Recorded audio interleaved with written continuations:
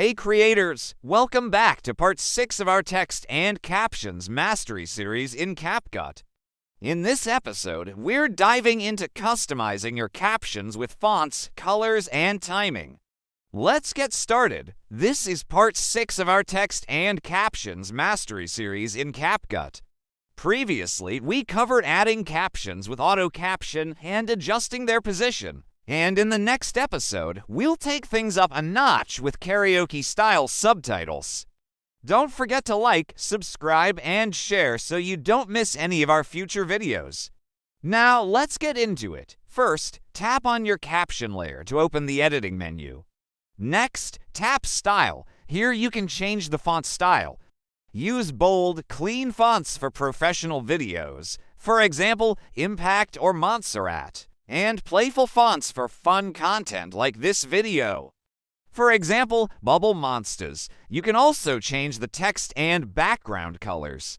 A background box makes captions easier to read, especially on busy videos. Use high contrast for readability. Pro tip, you can adjust the timing of your captions directly on the timeline by dragging their edges.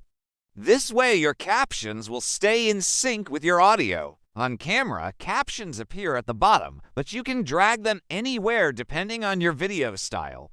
For example, here I'm dragging them to the top. Before we move on, let's recap. You can select all the captions in your video by tapping the first caption on the timeline and then selecting the last one. Or you can select individual captions by tapping them one at a time. Then change the font style, colors, and timing for your captions. Here are some style best practices to keep in mind when customizing your captions. Stick to 1 to 2 fonts for consistency. If your video includes graphics or other elements with specific colors, try to use those same colors for your captions. Unless your video has a lot of movement or action, keep your captions at the bottom. Test the readability of your captions on both light and dark scenes. And that's it! Your captions are now on brand and on point.